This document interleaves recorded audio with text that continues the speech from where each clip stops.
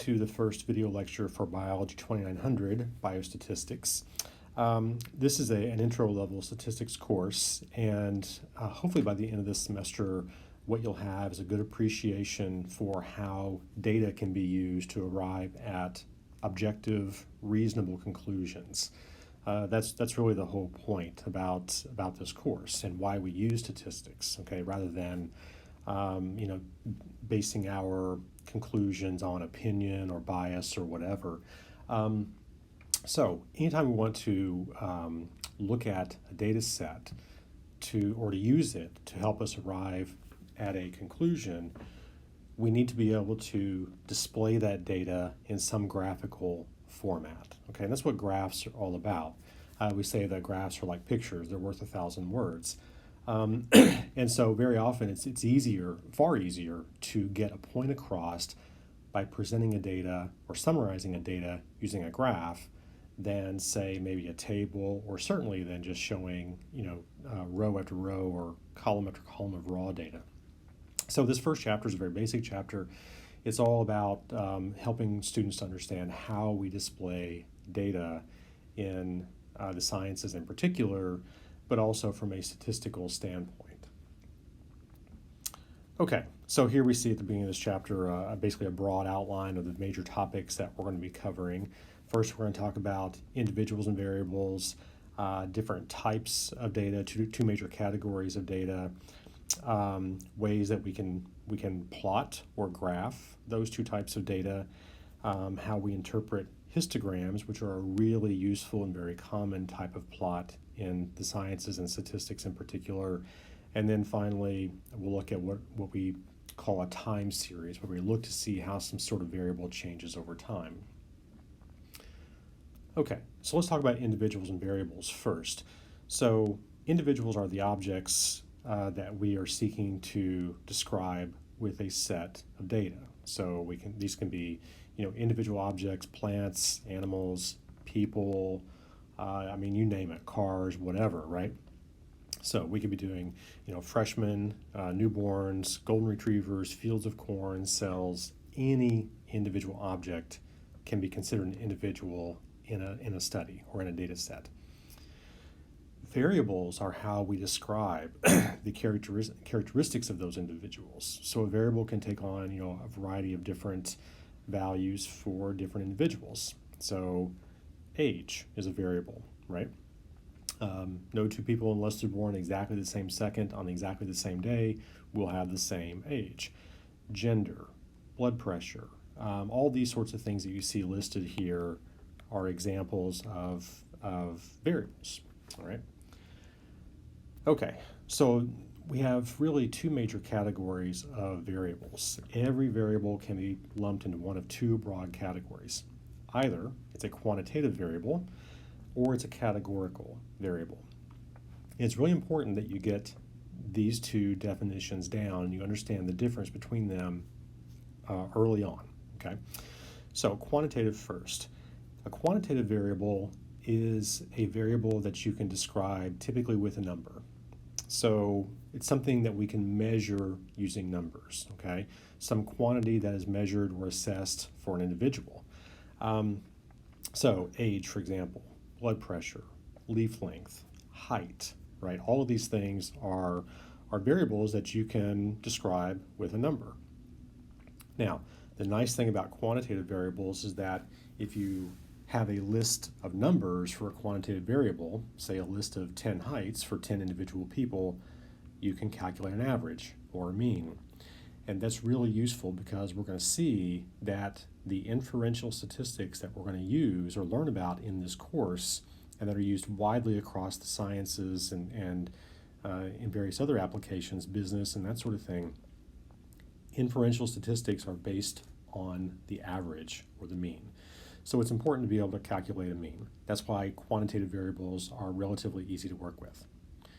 Now, there are some variables that are not quantitative. They are instead categorical. And so a categorical variable is a variable that's described with, a term or some other sort of language descriptor, right? So gender, male versus female, blood type, A, B, O, for example. flower color, yellow, blue, red, whatever. So those aren't numbers, right? They're not measuring something quantitative about a variable. They're describing something using it, for example, an English language descriptor like yellow or red or blood type AB or whatever. The thing about categorical variables is that you cannot calculate an average for those, okay? All right, so let's take a look. How do we decide if the variable that we're working with is categorical or quantitative? Well, sometimes it's really obvious, but other times it's not so obvious. You're going to see examples of both here in a little bit. So some questions you can ask yourself if you're trying to figure out if the variable is quantitative or categorical. First, what are the individuals examined? By the way, you see the letter N there, right? Whenever you see that in a statistical sense, that's referring to the number of individuals. So let's say we had a list of 100 different heights for 100 different people. We could say, what are the 100 individuals examined, right? But if we don't know what that number is, or we're just trying to say generally that we have some number of individuals, we say N individuals. N is referred to as sample size, okay? That's the sample size. So that's our first question. What are the individuals we're examining? Second, what is being recorded about these individuals? And third, is whatever is being recorded, is it a number or is it a statement? If it's a statement, it's going to be a categorical variable most likely. If it's a number, it's going to be quantitative. So if we look down here at the table on the bottom, we see patients A through G. And in one column, we have diagnosis, right? So diagnosis, so heart disease, stroke, lung cancer, whatever. And then in the second column, we have age at death, listing the ages at which these people passed away. So our first variable, diagnosis, is clearly categorical, right? Heart disease is not a number. Stroke is not a number, right? These are categorical variables in our first column under diagnosis. Age at death, these are numbers. They're quantitative, so that's a quantitative variable. In some cases, it's the difference between the two is really obvious as it is there. In some cases, it's not so obvious. Usually it's more obvious when you have a data table like this that you see where the distinction between categorical and quantitative becomes more clear. But what if you have a situation like this where you're presented with two graphs? All right, let's take a look. So in this scenario, researchers grafted human cancerous cells onto 20 healthy adult mice. Then 10 of the mice were injected with tumor-specific antibodies, anti-CD47, while the other 10 mice were not injected with the antibodies. All right, just IgG. So here are some published results. All right, in our first graph here on the left, we have the number of mice exhibiting metastases in each group. So metastases is when the cancer spreads throughout the body. On the y-axis here, we have the number of mice with metastases. All right, so let's answer our two questions here. Who or what are the individuals? Okay, well, the individuals in the study are the 20 mice. And that's true whether we're talking about this graph or this graph. And let's look at this graph on the right. Here we have the number of metastases detected in each mouse, and on the y-axis we have the total number of metastases. So now you see we have individual data points presented in these two categories of variables, IgG and anti-CD47. So again, who or what are the individuals? That's our 20 mice. What are the variables and are they quantitative or categorical? Well, on the left, so in this figure, okay, we have the presence of metastases, number of mice with metastases. So we have presence, absence, basically. All right, that's categorical. On the right, we have the number of metastases, and we can actually count those up, 1, 2, 3, 4, 5, 6, 7, 8, and so on. So we see that we have more metastases in the IgG group and fewer, only one actually right there, in the anti-CD47 group. So the variables then, on the left, we have presence or absence of metastases. That's categorical, okay? Yes, no, that kind of thing. Here on the right, we have the number of metastases. That is quantitative. So you see now what I mean, that it isn't so obvious what's categorical and what's quantitative by looking at plots like this. But if we look at a table of the raw data that those plots were produced from, it becomes more clear, okay? So we have our 20 mice in our left-hand column here, 20 mice. We have the treatment, two different groups, IgG, and then the anti-CD47. So we would expect this group to have lower cancer rates because they have the antibodies, and this group probably to have higher rates of metastases. In our first column, we have presence of metastases. That's variable number 1, categorical. Yes, no. Now you see it, why it's categorical, yes versus no. Here, in the second variable, number of metastases, which is quantitative, we actually see the number of metastases. For example, 4 for this mouse, 0 for all these, 2 for that one, for example. So when you look at a raw data table like this, very often it becomes much more clear what's categorical and what's quantitative. Okay, now let's talk about how, or different ways that we can chart categorical data. So we're going to deal with categorical data first. The most common ways to graph categorical data are bar graphs and pie charts. Now, in sciences, bar graphs are actually more useful than pie charts because on a bar graph, you can plot multiple variables at one time, 2, 3, 4, whatever. With pie charts, you can only plot one variable at a time. This is one of the main reasons that pie charts are rarely used in the sciences. You might see them in business applications and that sort of thing, but you don't see them in biology all that much, or chemistry or physics. They're just not that useful, okay? They have their uses, but pretty much not in the sciences. Now, in bar graphs, we have each characteristic or level represented by a bar, and how high that bar goes on the y-axis represents either the absolute count of individuals with that particular characteristic, what we call the frequency, or the relative frequency, which is the percent of individuals who have that characteristic, all right? So let's take a look at some examples here. All right, so here we have two different questions, all right? So we have question, do you like carrots, peas, or spinach, all right? Down here, we have one question that's more specific. Which one do you prefer? Okay, which of those three vegetables do you prefer? So let's look at it in terms of the first question, do you like carrots, do you like peas, do you like spinach? Well, we have person number 1 here who likes carrots, peas, and spinach. This person likes all three. Number 2 likes carrots, but not the other two, and so on down the line. You see, it's possible for someone to like more than one type of vegetable.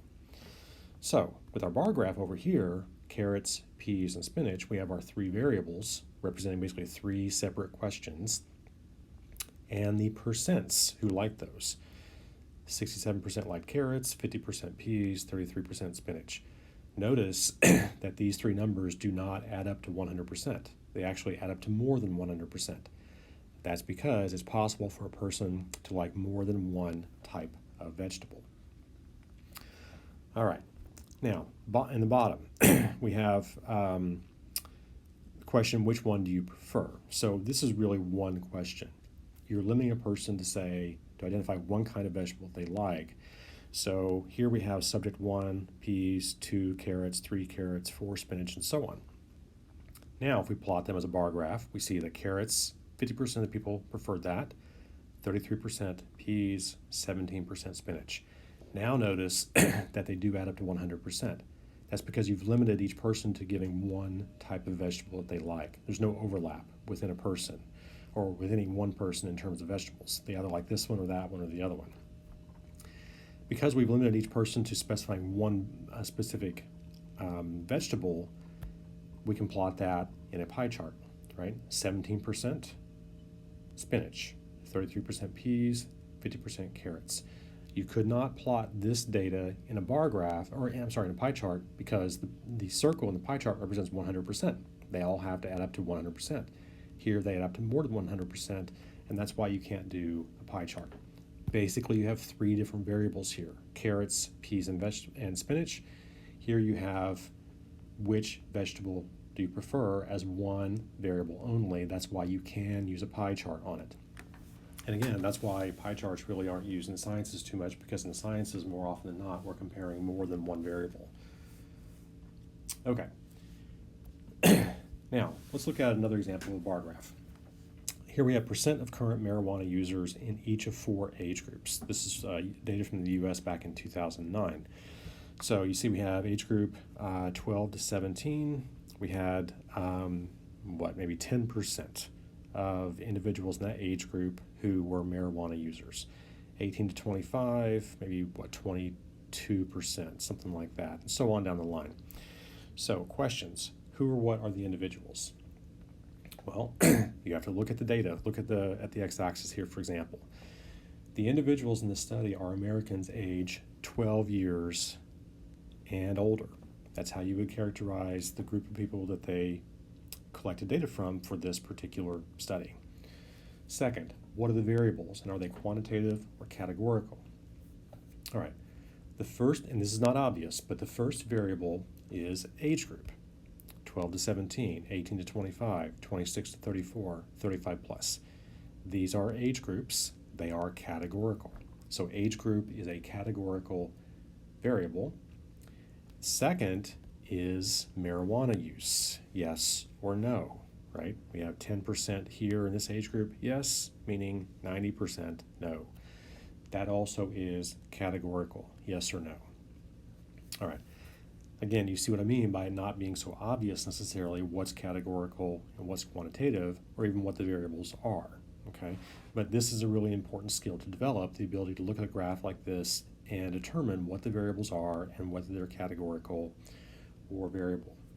Now, question, could these data be represented in a pie chart?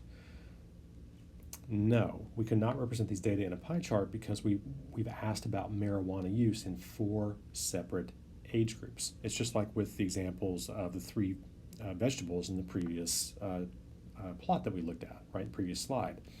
A pie chart can only display the results of each age group separately. So for example, here you have a pie chart with 10% of it filled in blue and 90% of it white, for example. There's no way you could include this data in this pie chart for this data. All right.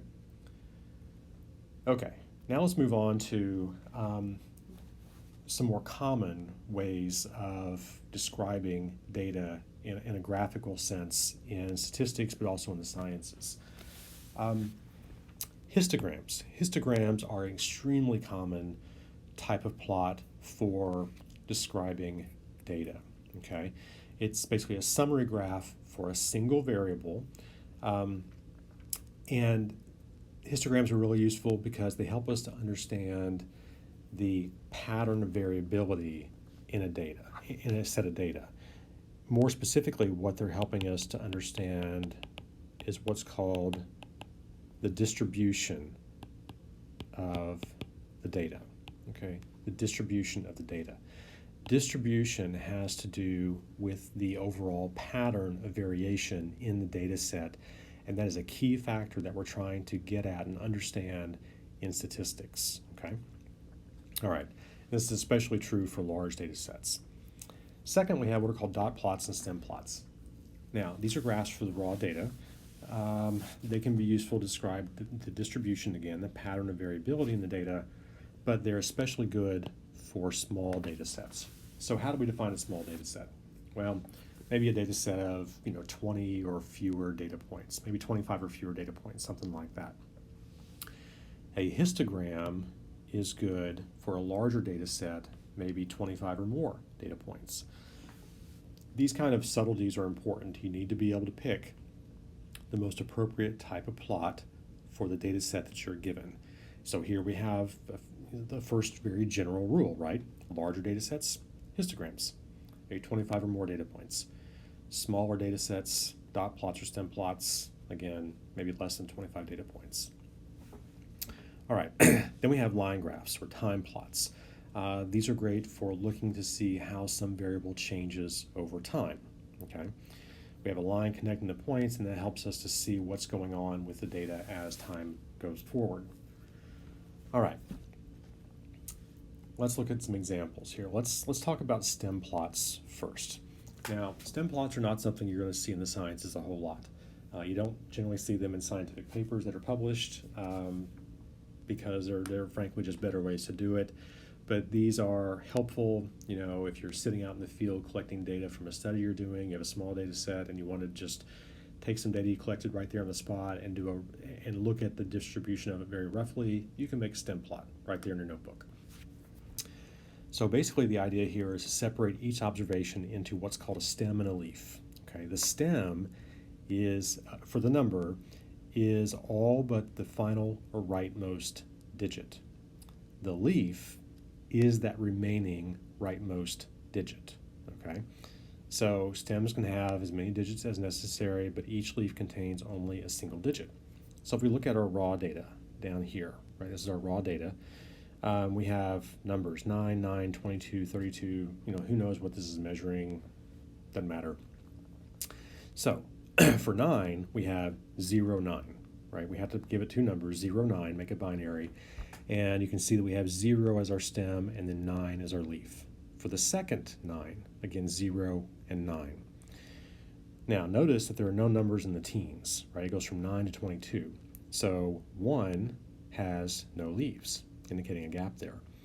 For 2, we have stem of 2, and then our leaf of 2. That's 22, number 22. For the 30s, we have 32, 33, 39, and 39. Right there, okay? For 4, we have 42 and 49, 52, 58, and 70 for the rest of these, okay? So, stem plots are really easy to do. Again, they're great if you're out in the field and you need to make a quick and dirty plot right then and there. But they're just not used in the sciences that much, and you don't even see them being used in statistical packages, software packages that much. All right, let's look at an example here. So how fast do skin wounds heal? Biologists measured the rate at which new cells closed a razor cut made in the skin of an anesthetized newt. Here are the data from 18 newts measured in micrometers per hour. So here we have our raw data, okay? And usually it's helpful to go ahead and sort that data. This data is not sorted. It's not in order from left to right or right to left. Go ahead and sort the data from smallest to largest, okay? Otherwise, making the stem plot is not so easy. All right, second step, assign the values to stems and leaves. So for the teens, we have 11, 12, 14, and 18. So 1, 1 is 11, right? 1, 1 is 11, 1, 2 is 12, 1, 4 is 14, 1, 8 is 18. That's our first four numbers. The 20s, 22, 22, 23, 23, and so on down the line, right? 30s and 40s. So what this is showing you is basically the shape of the data. That's what I mean by the distribution, okay? The distribution or shape of the data physically on a graph like this is a really important aspect for understanding statistics. Heck, statistics is based on this, as we'll see, okay? All right, so being able to make these summary plots that show you the distribution of the data is really important. All right, dot plot. Dot plots are even simpler to make because you don't have to worry about stem and leaves. So here we create a single axis, for example, healing rate, right? Micrometers per hour. This is the quantitative variables range, so from smallest to largest. We represent each data point as a dot, simply positioned in the correct spot along that x-axis, that range axis. When two or more data points have the same value, you simply stack them up, right? So for example, we had two 22s and two 23s right there, 22, 23, stack them up. So you can see where this, because of the way we've separated out, or the range of the data here, not just having four categories, four stems, but having a number for each one, 10, 11, 12, 13, 14, and so on, the data is much more spread out. So it's not so easy and necessarily to see that distribution of the data. But it can help you sort of figure out where the middleness is. Maybe the average might be somewhere in here, what the range is, 11 to 40, so on. It does give you a visual representation of the data. All right, now histograms. Histograms are, I think, much more useful than stem and leaf plots and dot plots. And they're used very, very commonly. We're going to see them all throughout the rest of this course.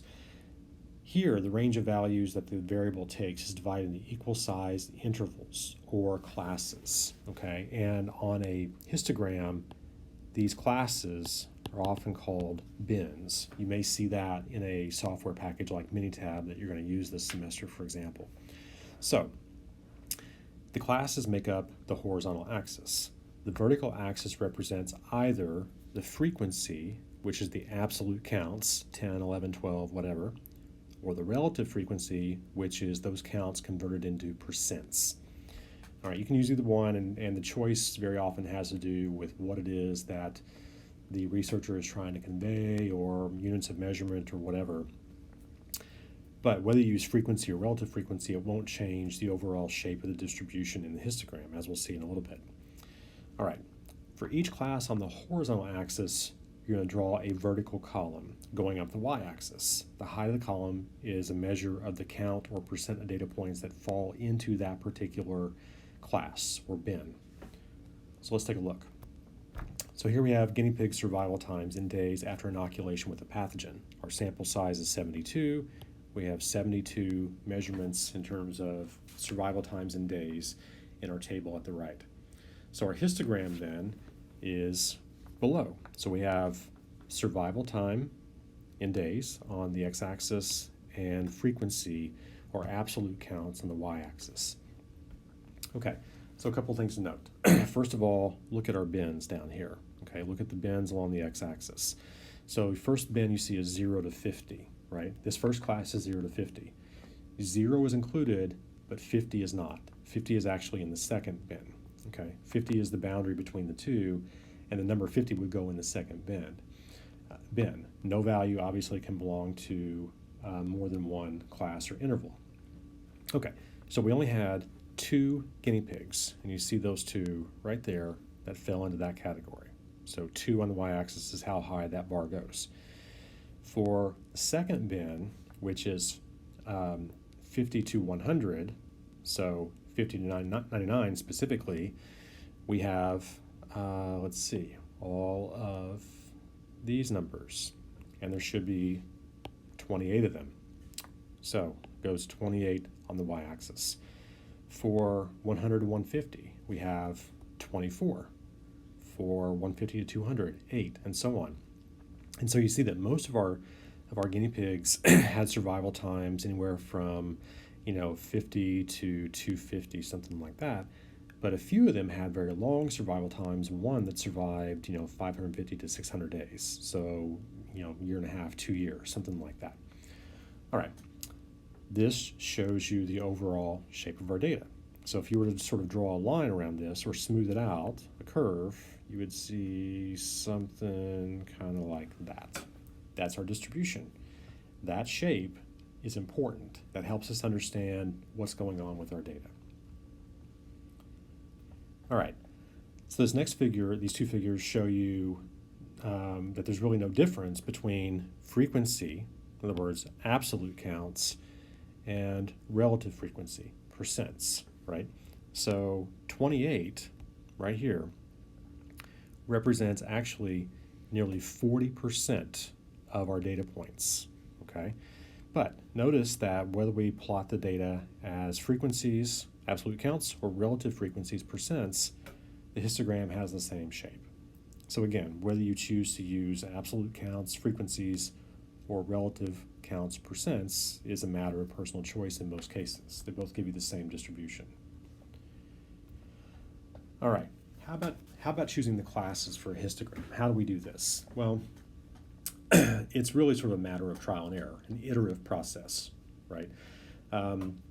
You don't want to have too many classes with either 0 or 1 counts, but you don't want to have so few classes that it's overly summarized and that you can't see the overall pattern of the distribution, right? For example, if we go back for a second, if you had 2 classes here, 0 to 300 and 300 to 600, that would give you just 2 bars, and that wouldn't tell you anything. That would be overly summarized, right?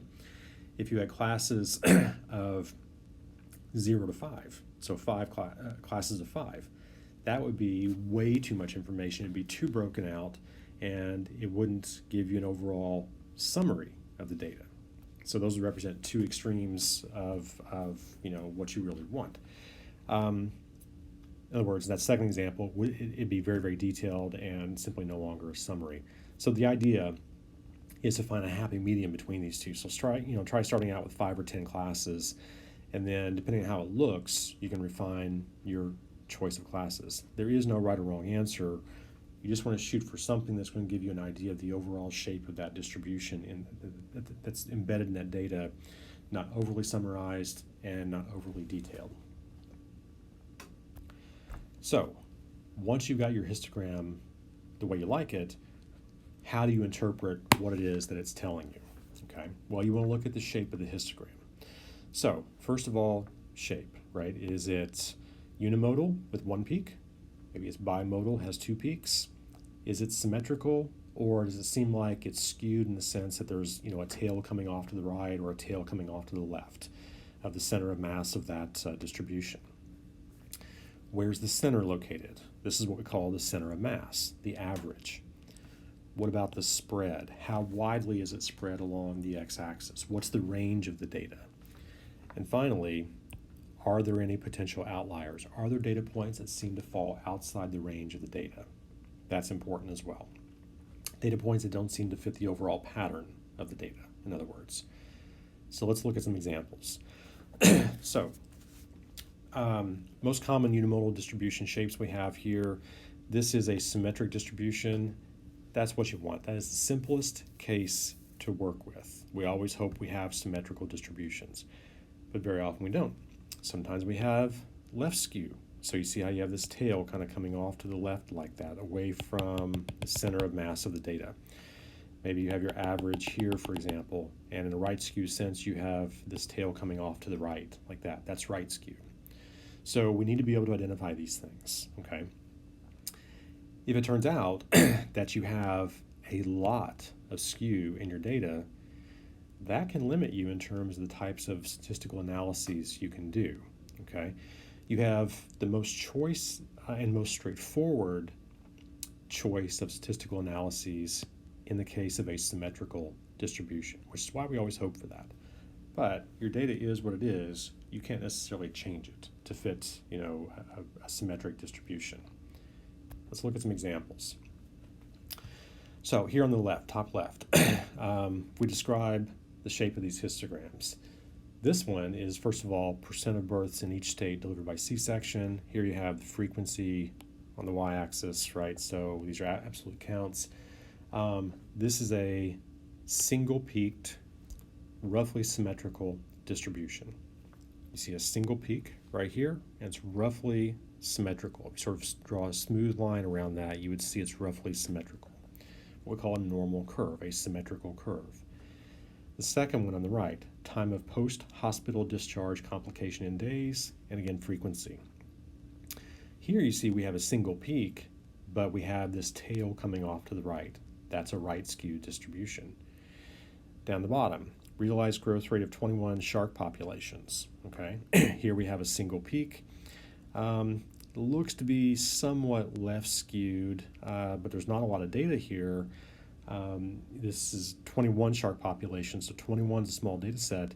This is an example where you might not want to use a histogram for this. Maybe you want to use a dot plot or a stem and leaf plot, a dot plot probably. But again, it's hard to tell because we have a small data set, but it is single peaked, possibly left skewed. There's some interpretation involved with this. All right, let's look at this histogram. So this is patient age and years for 241,900 cases of Lyme disease reported in the U.S. between 1992 and 2006. You can see we definitely have 2 obvious peaks, and that means this is a complex distribution, right? You can't really say it's right skewed or left skewed because you have these 2 peaks that are kind of complicating the situation. And this is basically telling you that those who are younger and those who are middle-aged are most susceptible to Lyme disease. If you're in your 20s or 30s, you're least susceptible as you are when you're elderly, for example. So there's important information in this sort of plot. All right, now what we do about outliers. Outliers, again, are observations that seem to fall outside the overall pattern of the data. You always want to look for outliers and try to explain them because they can be problematic. So here we have an anonymous class survey. Weight in pounds and height in inches were used to calculate body mass index. So we have our body mass index on the x-axis and our frequency on the y-axis. So you can see we have a single peak right there. Could be a little bit right skewed, but then we have this outlier, or this data point that is way over here on the right. So if we look at that, we try to figure out why that body mass index is so high. Well, it's because this individual is relatively short, 60 inches, 5 feet, but relatively heavy as well. So that's why that body mass index is so high. The question is that a real value? Maybe the height or maybe the weight represents a typo. Maybe somebody recorded a value wrong, or maybe the scale wasn't working properly, something like that. Who knows, right? The point is we have all this distance between these data points, this big gap, and that's telling us that we have an outlier. You cannot just throw that outlier out because it muddies up your plot and makes it look kind of messy. That is an example. If you do that, it's called cherry picking your data. That's an example of you injecting your own personal bias into your data set, which we can't do in science. Science has to be objective. So this data point here, you couldn't just throw it out based on a whim, but if you could go back to your handwritten forms where you collected this data and you see that, well, the height was actually 72 inches, somebody wrote it down as 60, then you go back and fix that. Then that outlier goes away. It probably moves back this way, and that's fine. But if you can't substantiate that there was a typo or an error in recording the data or something like that, you cannot just throw out that data point. Now, later on, we'll see other ways you can deal with that to objectively throw out that data point, even if you can't attribute it to a recording error or something like that. But there's a statistical test and a procedure you have to go through before you can do that. All right, it's all about keeping us objective. All right, next thing is time series. This is the last kind of graph we're going to look at in this chapter. So data collected over time are displayed in a time series or a time plot. We have time on the x-axis, and then or the horizontal axis, and then whatever variable that we're looking at on the vertical axis. Okay, so here, for example, we're looking at monthly atmospheric CO2 levels recorded at Mauna Loa, Hawaii Observatory between 1958 and 2014.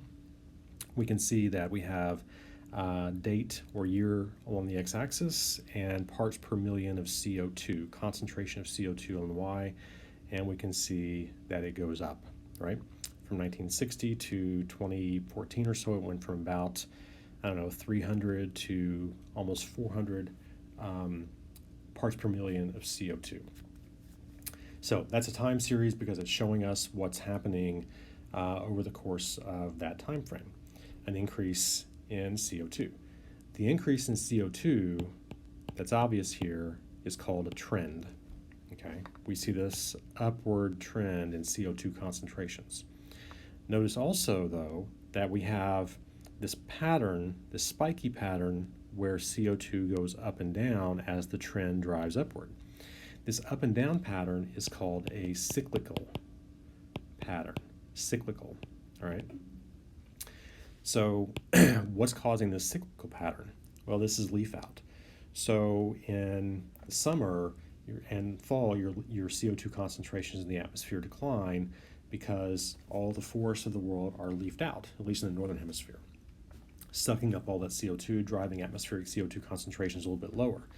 That's the down part of that cycle.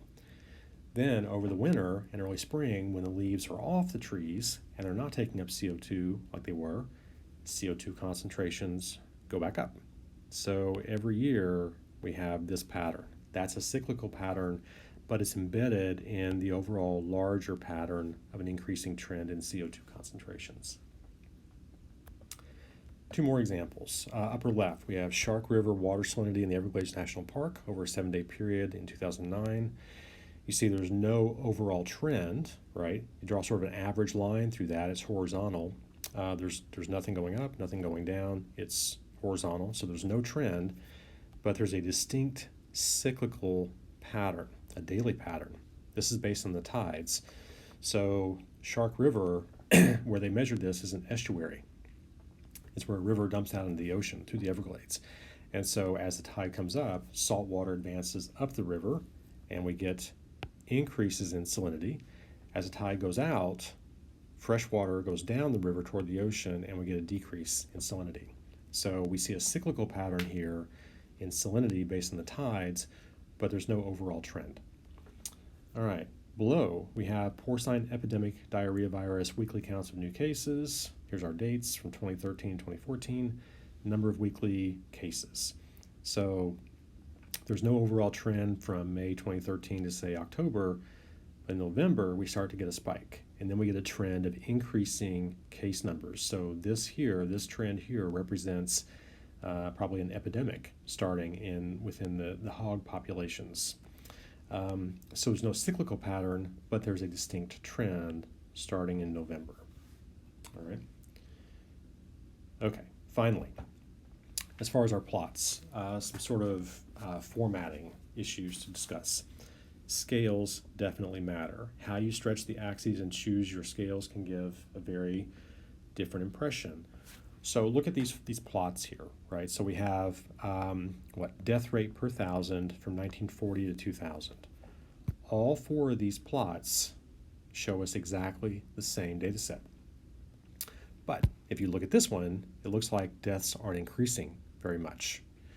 Whereas if you look at this one, it looks like there's a real dramatic increase or dramatic trend in deaths from 1940 to 2000.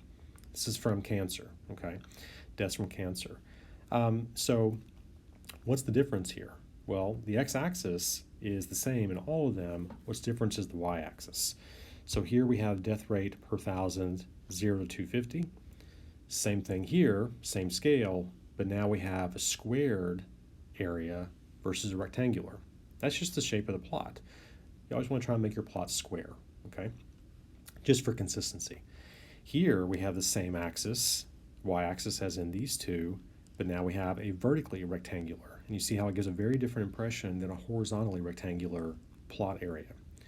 Here we have a square plot area just like this one, but notice that it starts at 120 and goes to 220 instead of starting at 0.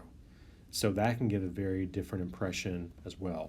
You always want to look at your axes because the same plot, the same data plotted two different ways, two different axes or scales can make quite a difference and give different impressions. You've always got to be cognizant of what the axes are, okay? Look at these with a very critical eye, in other words, to glean as much information from them as you possibly can. Okay, that's the end of the video lecture for Chapter 1.